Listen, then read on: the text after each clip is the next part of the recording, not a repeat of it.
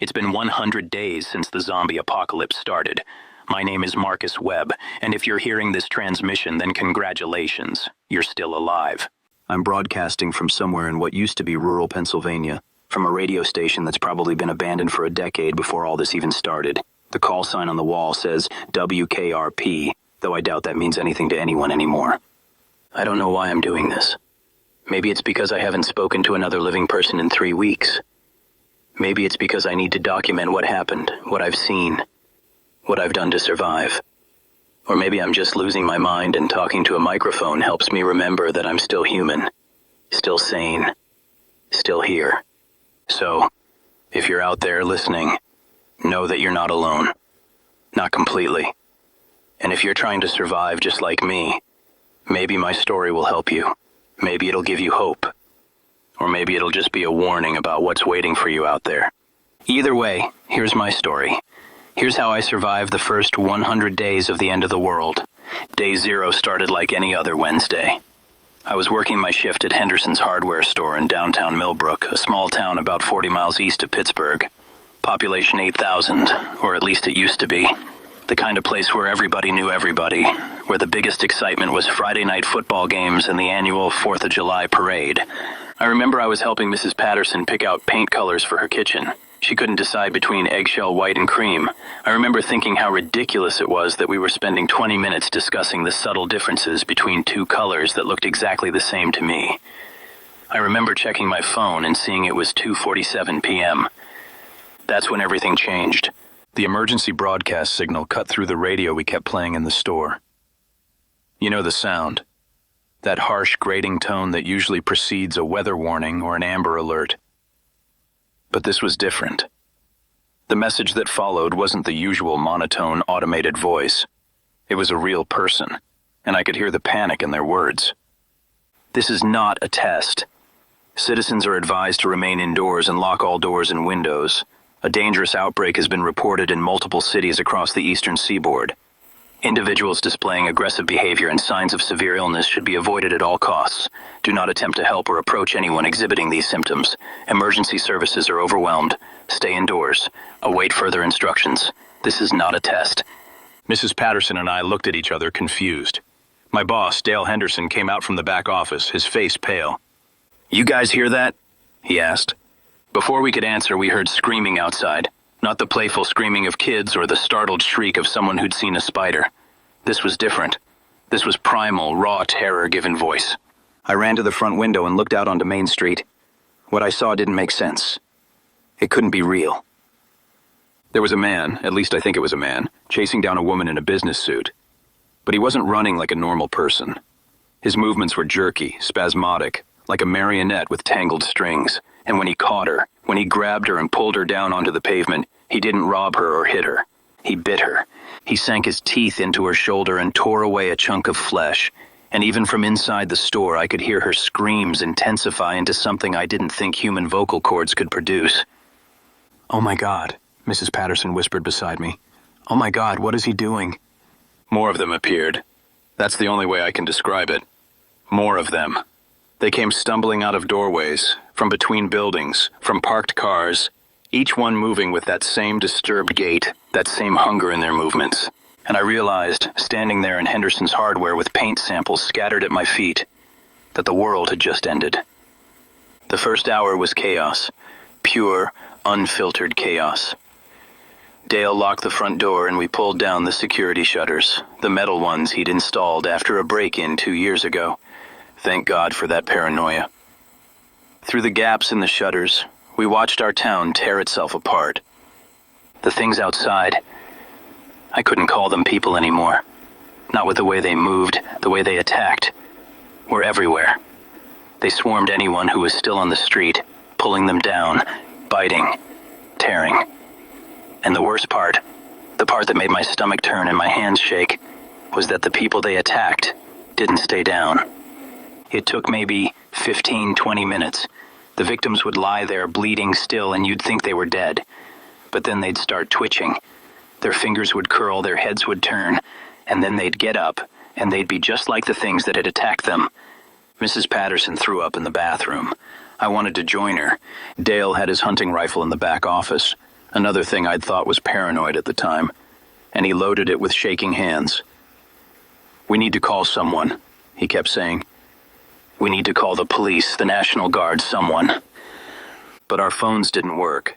The lines were jammed. Everyone was trying to call someone, trying to reach their families, trying to understand what was happening. I tried to call my sister in Philadelphia 7 times. 7 times it went straight to a busy signal.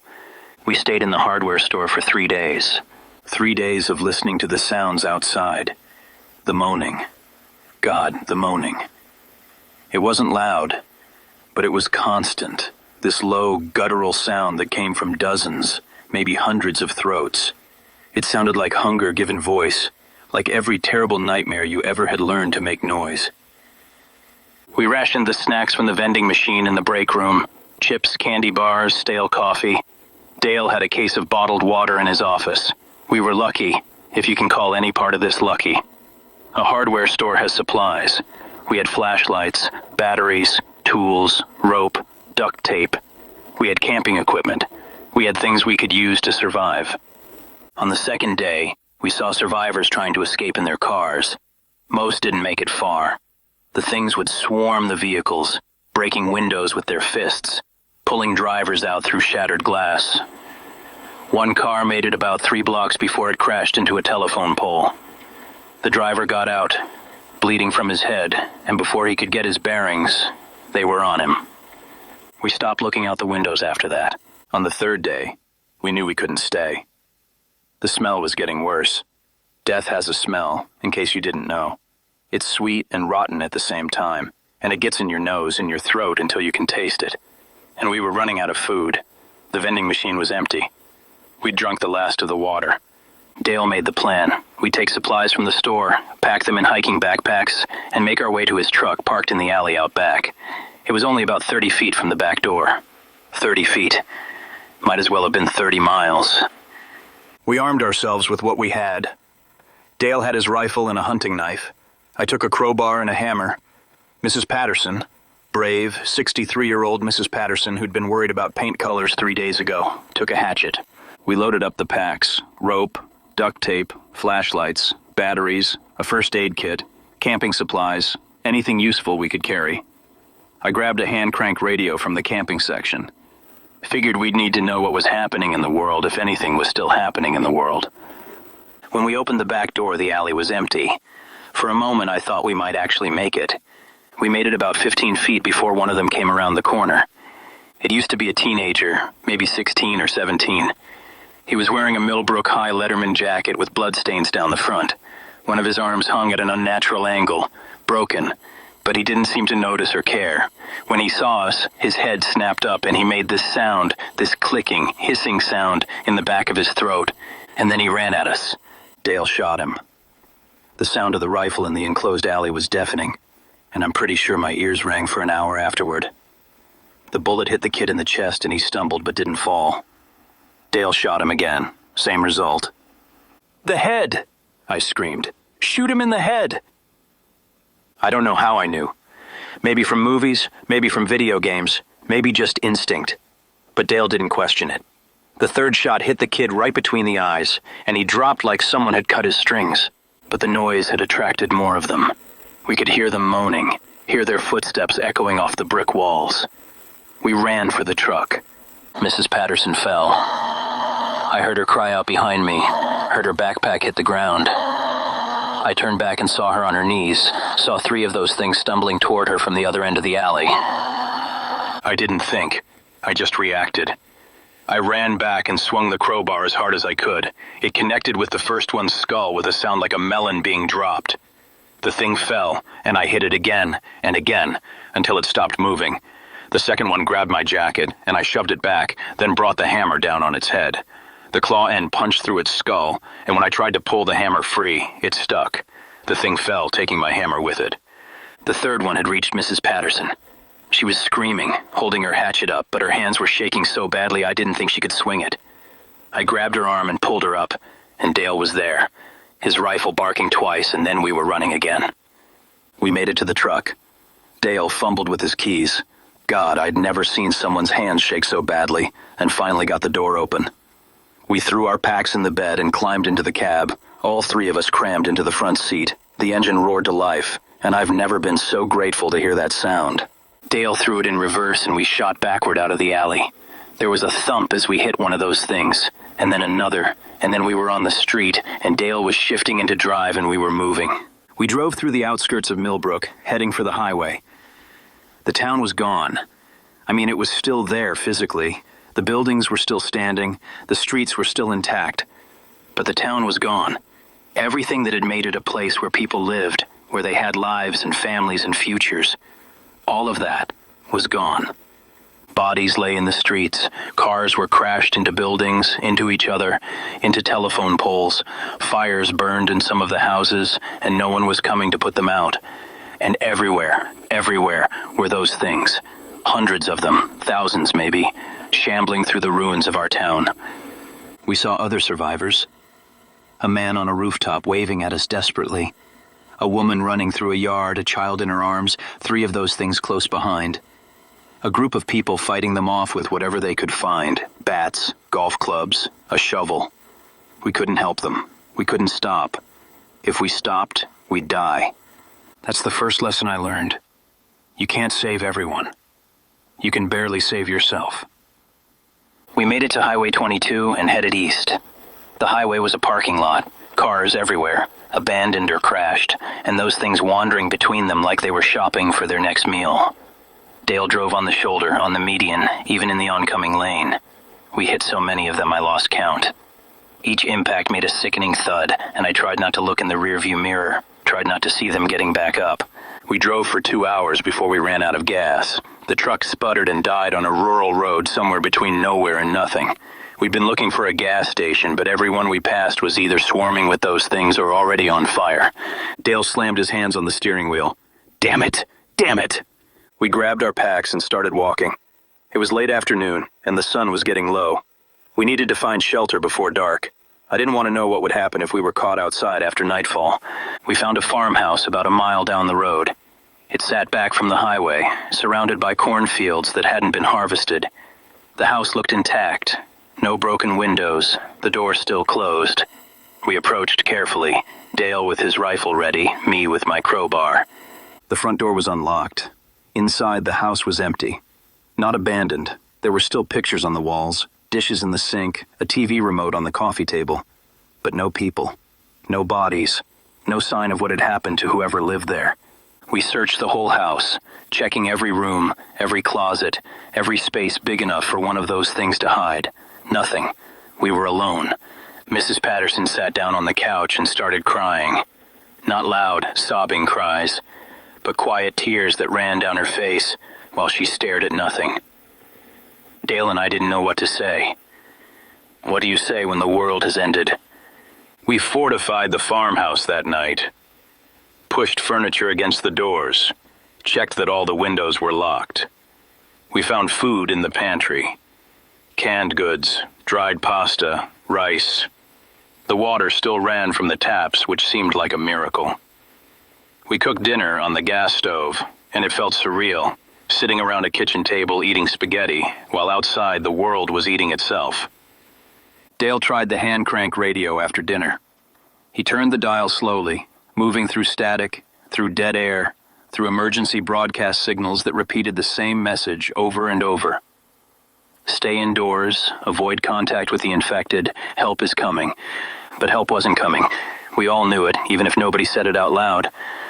On one station we found a voice. A real person, not a recording. A man, his voice hoarse and tired, broadcasting from somewhere in Ohio. This is David Chen, broadcasting from Columbus. If anyone can hear this, I'm holed up in an apartment building on High Street. There are maybe 20 of us here. We've barricaded the building, but they're everywhere outside. Hundreds of them, maybe thousands. We have food for another week, maybe 2 if we ration carefully. But I don't know what happens after that. I don't know if help is coming. The government, the military, I don't know if they even exist anymore. If anyone can hear this, if you have information, if you know somewhere safe, please respond. Please. We can't be the only ones left. Dale tried to respond.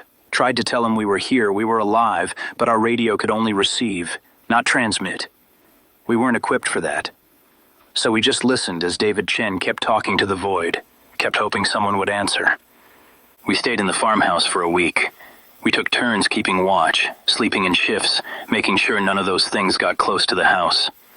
We saw them sometimes, wandering through the cornfields, shambling down the road. They didn't seem to notice the house, or maybe they didn't care.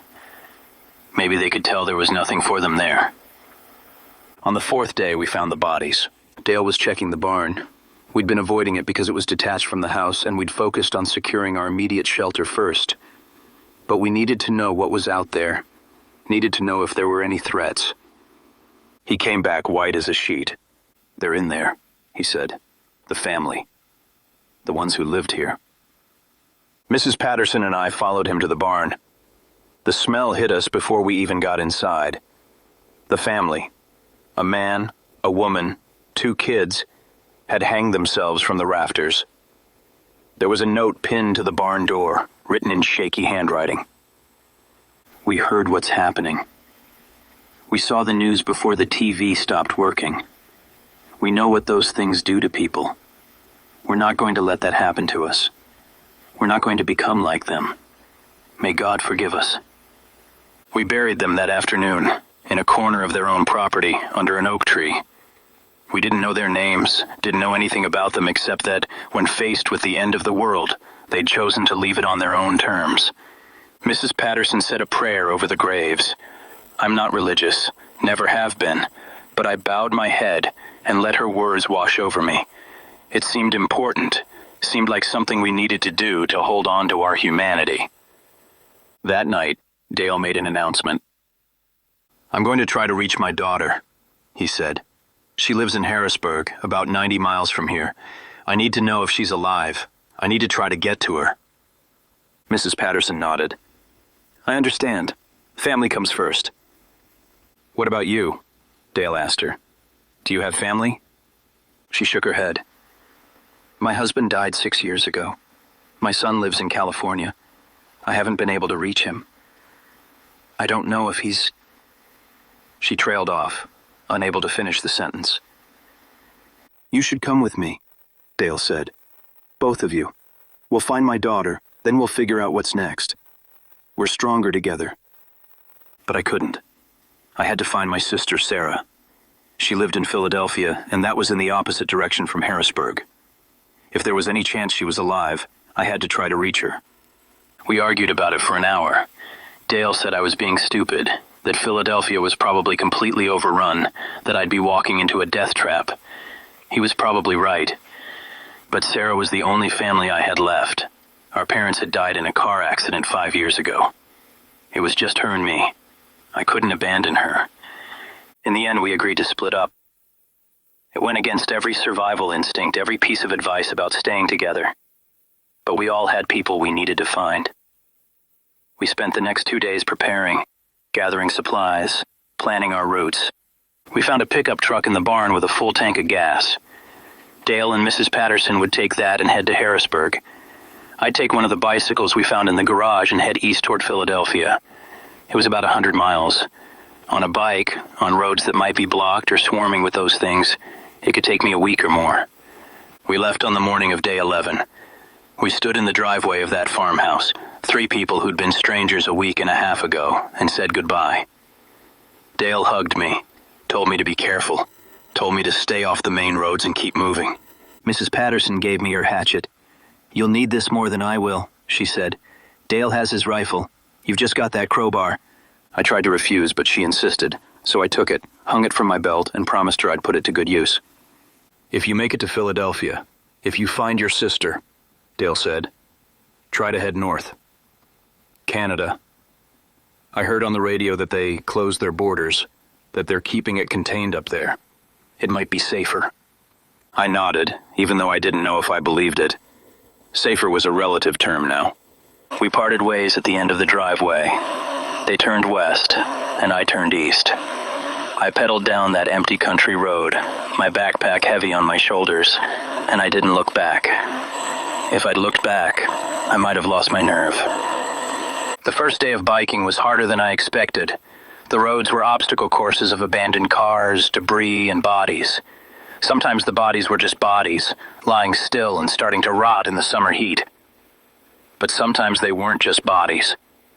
Sometimes they'd get up as I passed, reaching for me with rotting hands, moaning that horrible sound. I learned to pedal faster. I also learned that those things weren't particularly smart. They reacted to sound and movement, but they couldn't plan, couldn't strategize. If I stayed quiet and kept moving, I could usually get past them. Usually. I made it about 30 miles that first day before I had to stop. My legs were burning, my back ached, and the sun was setting. I found shelter in a church, a small white building with a steeple, sitting at a crossroads in the middle of nowhere. The church was empty and dark. I barricaded the door with pews and settled in for the night. I didn't dare light a fire or use my flashlight more than necessary. I ate a cold can of beans and some crackers, drank some water, and tried to sleep on a pew that was far too short and far too hard. But I couldn't sleep. Every sound made me jump. The wind rattling the windows, the old building settling, the distant moaning that never seemed to stop. I lay there in the dark, clutching my crowbar, and wondered if I'd made a huge mistake. Day 12, day 13, day 14, they blurred together. I biked during the day, found shelter at night, and tried to stay alive. I passed through small towns that had been completely overrun, where those things wandered the streets in packs. I learned to go around, to add miles to my journey rather than risk cutting through. I saw other survivors, but never got close enough to talk to them. A man standing on a balcony, watching me pass with suspicious eyes. A group of people behind a chain-link fence, pointing guns at me until I moved on. Everyone was scared, everyone was defensive, and no one was taking chances on strangers. On day 15, I ran into my first real problem. I'd been following a back road through some hills trying to avoid the highway when I came around a bend and found the road blocked, not by cars or debris, but by people, living people. There were 4 of them, 3 men and a woman standing in the middle of the road with weapons. Baseball bats, a tire iron, a machete. They didn't look friendly. "Stop right there," one of them called out.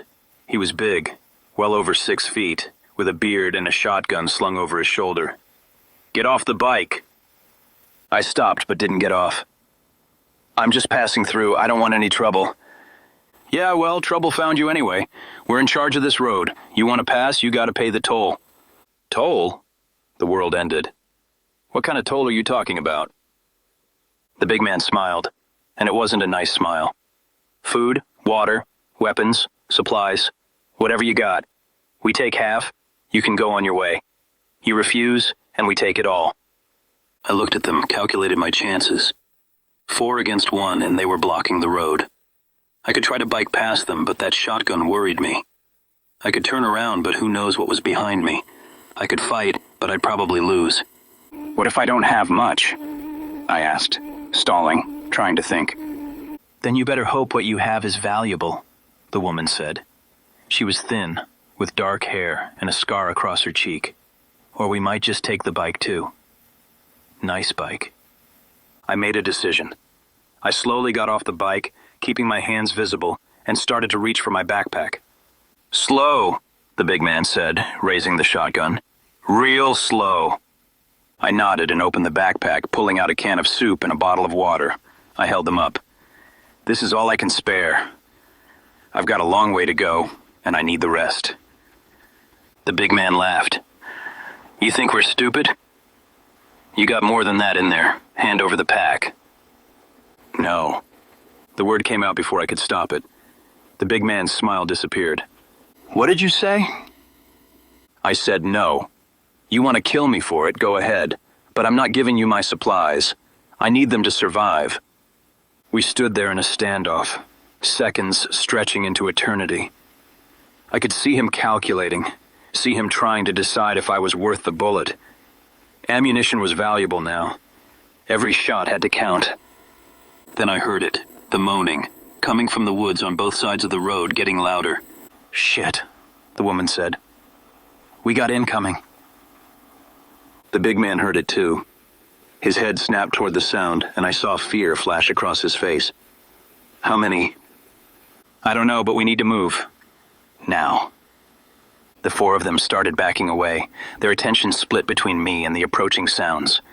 I could see shapes moving through the trees now, dozens of them, drawn by our voices. Go, the big man shouted at me. Get out of here. I didn't need to be told twice. I jumped on my bike and pedaled as hard as I could, shooting past them and down the road. Behind me, I heard shouts, then gunshots, then screaming. I didn't look back. I just pedaled. I rode for miles before I finally stopped, my lungs burning, my legs like jelly. I don't know what happened to those four people. Maybe they fought off the horde. Maybe they escaped. Or maybe they became part of it. I told myself I didn't care. They'd tried to rob me. They'd threatened me. But late that night, lying in an abandoned gas station, I thought about them.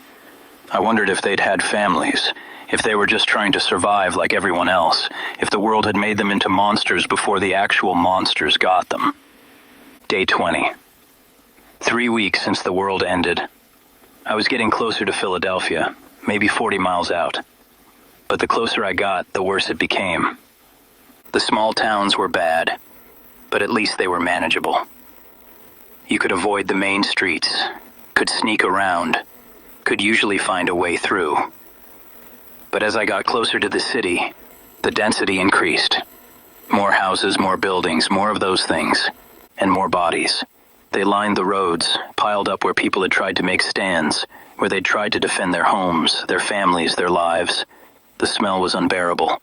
I tied a bandana around my face, but it barely helped.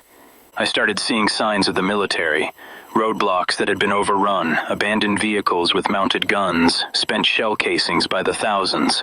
They tried to stop it, tried to contain it. But there were too many, and they'd been overwhelmed. On day 22, I found a refugee camp. It had been set up in a high school, surrounded by concrete barriers and chain-link fence. But it was empty now. The gates hung open, the barriers pushed aside. I walked through it slowly, carefully, my hatchet in one hand, my crowbar in the other. Tents lined the football field, hundreds of them, all abandoned. Medical supplies were scattered everywhere, along with clothes, personal belongings, photos. Signs pointed toward different areas: registration, medical, food distribution, lost and found. In the gymnasium, I found the bodies, hundreds of them, all shot in the head, laid out in rows. Men, women, children. Some of them had bites, signs of infection, but some of them didn't. Some of them looked like they had been perfectly healthy. I found a journal in one of the medical tents, left behind by a doctor named Amanda Ross. The last entry was dated day 10. We can't contain it anymore. People keep arriving, and some of them are infected without knowing it. They turn in the middle of the night, attack others, spread it faster than we can stop it. Colonel Matthews has ordered all suspected infected to be quarantined, but how can we tell who's infected? Some of them don't show symptoms for days.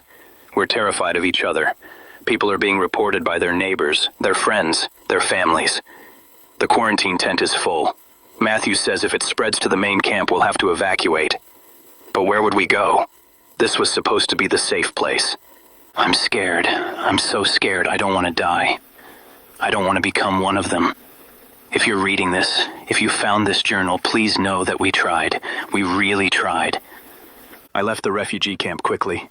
There was nothing there for me but ghosts and the memory of failed hope. Day 25. I was close now, maybe 10 miles from Philadelphia, but I couldn't go any further. The city was a nightmare. I could see it from a hilltop, could see the smoke rising from 100 fires, could hear the sound of chaos even from miles away. The highways leading into the city were parking lots of abandoned vehicles, and between them, thousands upon thousands of those things. I spent a whole day watching the city through a pair of binoculars I'd scavenged. I watched those things swarm through the streets in massive hordes. I watched buildings burn with no one to put them out. I watched what might have been survivors being chased across rooftops, watched them fall or be pulled down or jump rather than be caught. Philadelphia was gone. If Sarah had been there when it happened, she was gone too. I didn't want to believe it. I'd come so far, survived so much. She had to be alive. She had to be. But I wasn't stupid. Going into that city would be suicide. Even if Sarah was alive, even if by some miracle she'd survived, how would I find her? Philadelphia had over 1 million people. She could be anywhere, or nowhere. I sat on that hilltop for hours, arguing with myself, trying to find a reason to keep going, to head into the city. But every logical part of my brain was screaming at me to turn around, that I'd done all I could, that I had to survive, that getting myself killed wouldn't help anyone. In the end, I made the hardest decision of my life. I turned around and started heading north. I told myself it was strategic. Dale had mentioned Canada, said they'd closed their borders, that it might be safer up there. I told myself I could try to find a working radio, try to broadcast, try to reach Sarah that way. I told myself a lot of things to make myself feel better about abandoning my sister. But the truth was, I was scared. And I didn't want to die. Day 30. 1 month since the world ended. I'd been traveling north for almost a week, following back roads, avoiding population centers, trying to stay alive. I'd gotten better at surviving. I knew how to move quietly, how to avoid those things, how to find shelter and supplies. I'd learned which buildings were likely to be safe and which ones to avoid. I'd learned to trust my instincts, to listen to that little voice in the back of my head that said danger, or keep moving, or hide. I'd also become harder. I'd had to. I'd killed more of those things than I could count. I'd gotten good at it, efficient. A quick blow to the head with my crowbar, or a swing of the hatchet, and they'd go down. I didn't think of them as people anymore. I couldn't. If I thought about who they used to be, what lives they'd had, I'd go crazy. On day 30, I met Jennifer. I was scavenging in a strip mall, looking for food and supplies, when I heard a noise from one of the stores. I went to investigate, weapons ready, and found a woman barricaded in a pharmacy. She was pointing a gun at me, her hands shaking. "Stay back! Stay the hell back!" I raised my hands, showing I wasn't a threat. "I'm alive. I'm not one of them. My name is Marcus." She stared at me for a long moment, then slowly lowered the gun. "Jennifer, are you alone?" "Yeah, you?" She nodded, then started crying. "I've been alone for 3 weeks. 3 weeks in this damn pharmacy, living off expired medication and cough drops. I thought I was the only one left. I thought everyone was dead or one of those things." I helped her gather her supplies, and we left the pharmacy together. It felt strange, traveling with someone again. I'd gotten used to the solitude, to making decisions without having to consult anyone, to only worrying about keeping myself alive. Jennifer was a veterinarian from upstate New York. She'd been visiting her parents in Pennsylvania when everything went to hell. Her parents hadn't made it. She'd barely escaped their house before it was overrun. We traveled together for 2 weeks, and it was... nice isn't the right word. Nothing was nice anymore, but it was better than being alone. We watched each other's backs, took turns keeping watch, shared the burden of survival. She taught me things I didn't know. How to treat injuries, how to identify which plants were edible, how to set snares for rabbits. I taught her how to fight, how to kill those things efficiently, how to move through dangerous areas. We talked about our lives before. She'd been engaged, planning a wedding that would never happen. Her fiancé had been in Boston on a business trip. She didn't know if he was alive or dead, just like I didn't know about Sarah. "Do you think anyone's going to survive this?" she asked one night. We were camping in an abandoned house, a fire burning in the fireplace. It was the first week of September, and the nights were getting cold. "I don't know," I said honestly. "Maybe. Somewhere. People are resilient. We find ways to survive. But for how long? We're running out of supplies. All the food was made before this started, and it's going to run out eventually. What happens then?" I didn't have an answer for her. It was a question I'd been avoiding, a problem I didn't want to think about. What happened when the canned food ran out? When the bottled water was gone? When we'd scavenged everything there was to scavenge? "We'll figure it out," I said. "People farmed before, grew their own food. We can learn." She didn't look convinced, but she didn't argue. On day 44, we ran into a group of survivors. 6 of them, traveling in 2 cars, heading north just like we were. They were cautious. Everyone was cautious now, but they weren't hostile. Their leader was a man named Robert Chen. And when he told us his name, something clicked in my memory. Chen? Are you related to David Chen? The guy who was broadcasting from Columbus? Robert's face went pale. That's my brother. You heard his broadcast? Do you know if he's... I shook my head. I only heard the one broadcast on day 3. Retry. Jay, continue. Robert's shoulders sagged. I've been trying to reach him. I've been listening to every frequency, hoping to hear his voice again. But there's been nothing. Just silence and those damn emergency broadcasts on loop. His group had come from different places, found each other on the road, and decided there was safety in numbers. There was Maria, a former cop from Scranton, James and Lisa, a couple from New Jersey who'd been on their honeymoon when the outbreak started, Dion, a college student who'd been the only one in his dorm to make it out, and Yuki, a truck driver who'd been on I-80 when everything went to hell. They invited us to join them, and after some discussion, Jennifer and I agreed. 8 was better than 2. We'd cover more ground, have more people to keep watch, have better chances of survival. The group had been heading toward the Canadian border, same as us. They'd heard rumors on the radio, snippets of information between the static and the emergency broadcasts.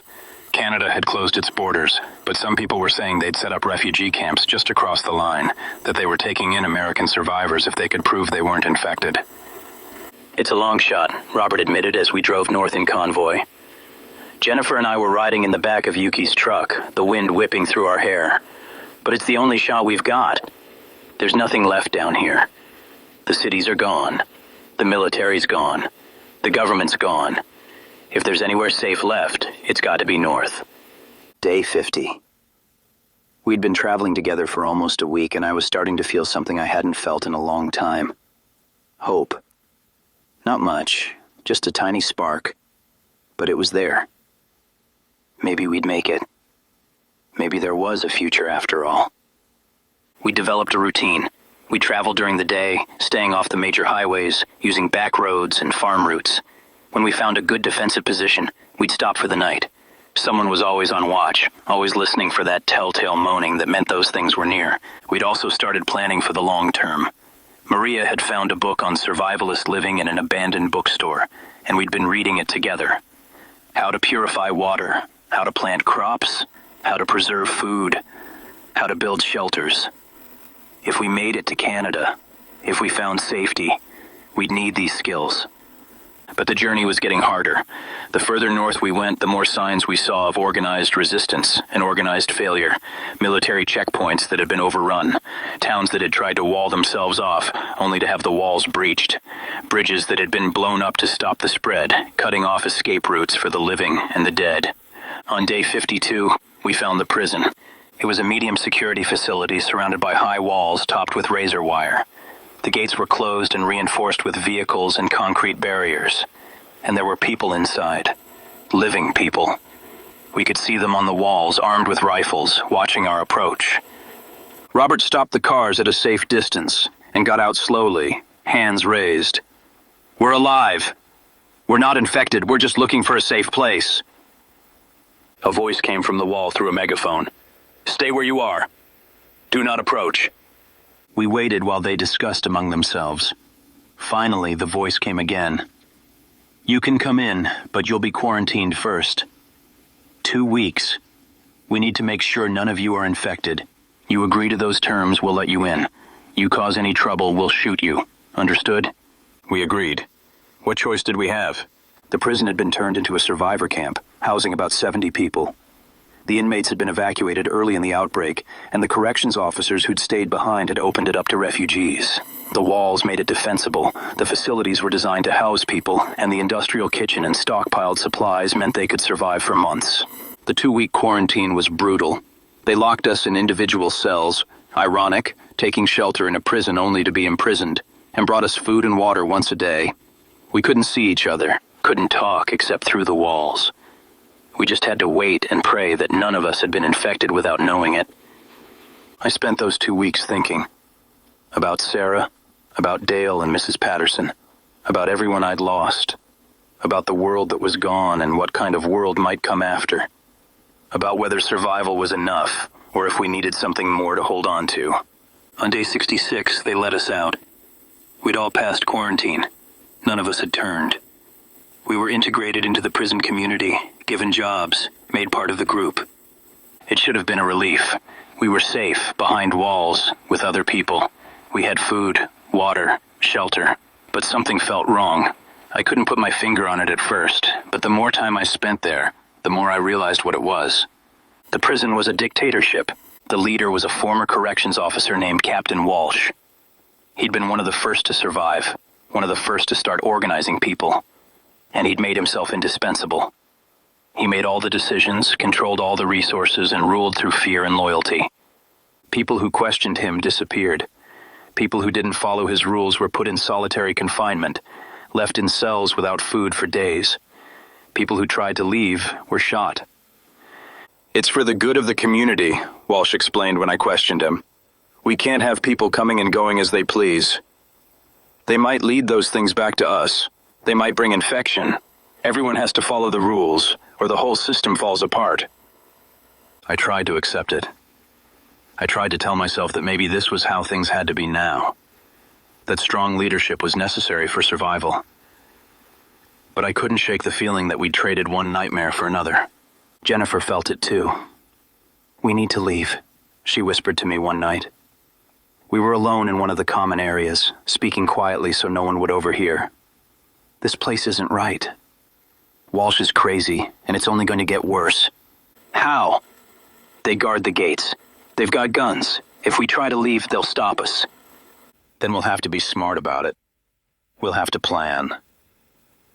We brought the others into our confidence. Robert, Maria, James, Lisa, Dion, and Yuki. At first they were hesitant. The prison was safe after all. It was more than most people had. But when we explained what we'd seen, what we'd noticed, they started to understand. Walsh wasn't building a community. He was building a kingdom, with himself as king. We spent a week planning our escape. We'd need supplies, weapons, and a distraction. Yuki, who'd been assigned to work in the garage, said she could get one of the vehicles running. Maria, who'd been put on guard duty, said she knew when the shifts changed, when security would be weakest. Robert said he could create a diversion. On day 75, we made our move. Robert started a small fire in one of the unused cell blocks. Not big enough to be dangerous, but big enough to draw attention. While the guards rushed to deal with it, Yuki got the van started. Maria unlocked the gate from the inside, and the 8 of us piled into the vehicle. We were almost out when Walsh himself appeared, along with 3 armed guards. "Stop!" he shouted. "You're not leaving. Nobody leaves." Yuki didn't stop. She hit the gas and we shot toward the gate. Walsh raised his rifle and fired. The windshield shattered, and Yuki screamed. The van swerved, crashed through the partially open gate, and we were out. But we weren't safe. Walsh and his guards piled into vehicles and chased us. Bullets pinged off the van's metal sides. Lisa was hit in the shoulder and went down screaming. James tried to help her while Dion and I leaned out the windows and returned fire with the weapons we'd stolen. I'd never shot at another living person before. Even during the robbery attempt on day 15, I hadn't actually fired a weapon. But now I was shooting at people who'd taken us in, who'd given us shelter, and I felt sick even as I pulled the trigger. One of our bullets hit a tire on Walsh's vehicle and it spun out. The other vehicle kept coming, but we'd gained distance. Yuki drove like a demon, taking turns at dangerous speeds, pushing the damaged van to its limits. We lost them in the maze of back roads, but the van was dying. Smoke poured from the engine, and the steering was pulling hard to the left. Yuki nursed it another 5 miles before it finally gave out, coughing and shuddering to a stop. We abandoned it and ran into the woods, carrying Lisa between us. She was still alive, but losing blood fast. Jennifer did what she could with the medical supplies we'd grabbed, but it wasn't good. "I need a hospital," Jennifer said. "I need real equipment. The bullet's still in there, and if I can't get it out, she's going to die." But there were no hospitals anymore, not functioning ones anyway. We found an abandoned hunting cabin and holed up for the night. Jennifer worked on Lisa by flashlight while the rest of us kept watch. The sound of Lisa's screams as Jennifer dug for the bullet is something I'll never forget. Jennifer got the bullet out, stitched up the wound as best she could, and gave Lisa antibiotics from our limited supply. "That's all I can do," she said, exhausted and covered in blood. "The rest is up to her." Lisa survived the night, and the night after that. By day 80, she was sitting up, talking, even managing a weak smile. It was a miracle. and we needed miracles. But James never forgave me. You're the one who wanted to leave, he said bitterly. We were safe there. Lisa almost died because of you. He was right, and I didn't know what to say. How do you apologize for something like that? How do you balance safety against freedom? How do you know when you're making the right choice? We moved on, now on foot, heading north. The weather was getting colder. It was late September, and we could see our breath in the mornings. We'd need to find shelter before winter, real shelter, or we wouldn't survive. Day 85. We came across a small town called Millfield. It was mostly abandoned, but unlike other towns we'd passed through, it wasn't overrun with those things. In fact, we didn't see any at all. We explored carefully and found out why. The residents had fought back, and they'd won. The main street was littered with bodies, the dead kind, the kind that stayed dead, all of them with bullets or arrows in their heads. The town had organized, had armed itself, and had cleared out the infected. And then the residents had left. We found a note posted on the door of the town hall, written in neat handwriting. To any survivors who find this, the town of Millfield has been cleared of the infected. We've decided to head north to Canada to try to find safety. We've left supplies in the town hall for anyone who comes after us. Food, water, medical supplies, weapons. Take what you need, but leave some for others. We're all in this together. Good luck, and God bless. Mayor Patricia Hernandez and the citizens of Millfield. Inside the town hall, we found exactly what they'd promised.